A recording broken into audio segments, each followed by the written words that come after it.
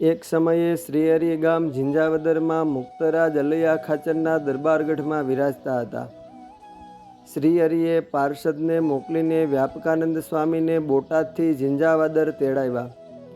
સ્વામી ઝિંઝાવદર આવ્યા અને શ્રીહરિને દંડવત પ્રણામ કરીને સભામાં બેઠા.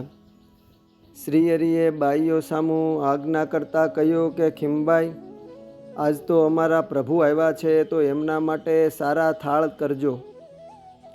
એ સાંભળીને ખીમબાઈને અચરજ થતાં હાથ જોડીને પૂછ્યું કે મહારાજ, આપ તો અમારા સૌના ઈષ્ટદેવ છો, તમારા પ્રભુ વળી કોણ છે? ત્યારે મહારાજે જમણા હાથની આંગળીને વ્યાપકાનંદ સ્વામી સામે રાખીને જણાવ્યું કે આ અમારા પ્રભુ છે.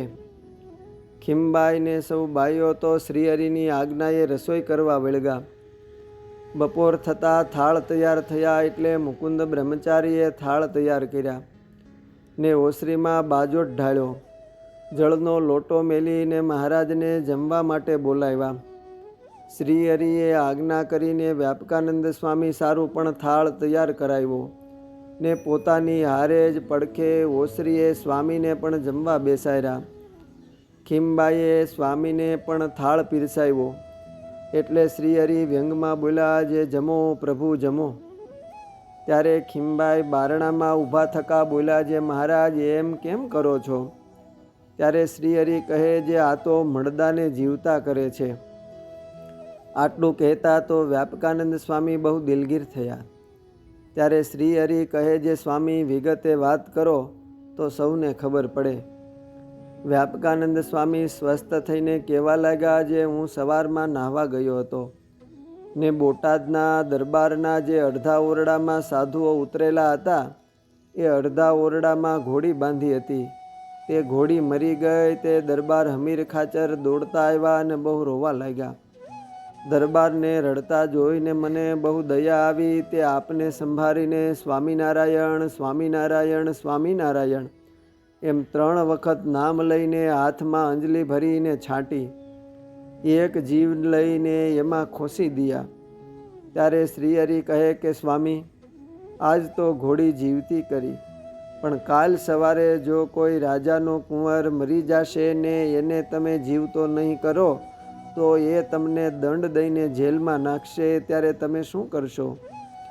વ્યાપકાનંદ સ્વામી શ્રીહરિની વાતને સાંભળતા જ રહ્યા. શ્રીહરિ ફરીને બોલ્યા, જે અમારી આજ્ઞામાં અનંત કોટી બ્રહ્માંડ રહ્યા છે, તો પણ અમે અમારી સામર્થ્ય છુપાવી રાખી છે. આમ વાત કરતાં કરતાં શ્રીહરિ ત્યાં વ્યાપકાનંદ સ્વામી સાથે થાળ જમ્યા. શ્રીહરિ ઝિંઝાવદરથી કુંડળ પધાર્યા અને રાયબાઈના દરબારમાં ઉતારો કર્યો. શ્રીહરિએ રાયબાઈ માને કહ્યું, જે બા, આ અમારા ભગવાન આવ્યા છે, તો ભગવાનને જમવા સારું થાળ કરો. એ તો મળદાને જીવતા કરે છે. પછી સ્વામી બહુ દિલગીર થયા અને માફી માંગતા બોલ્યા, જે મહારાજ, હું ભૂલી ગયો.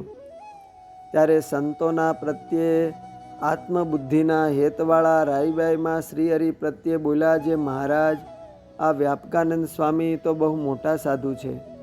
વળી એ તો એભલ બાપુના ગુરુ પણ છે. તો જો એભલ બાપુને ખબર પડશે તો એમને બહુ દુઃખ લાગશે. આથી શ્રીજી મહારાજે સ્વામીને ઊભા કરીને ભેટા અને માથે હાથ મેલા અને આજ્ઞા કરી કે તમે ગઢપુર જાઓ.